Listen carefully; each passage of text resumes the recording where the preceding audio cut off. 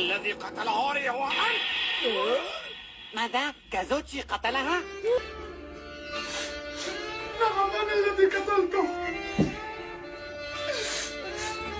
قبل عدة سنين. كان كاماياما يعمل مع أخي وقام بسرقة أعماله منه، فعلم أن أخي في الأمر وأفلس شركته وانتحر.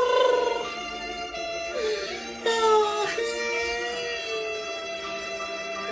فأقسمت أن أنتقم له وانتظرت حتى هذا اليوم لأنتقم لأخي.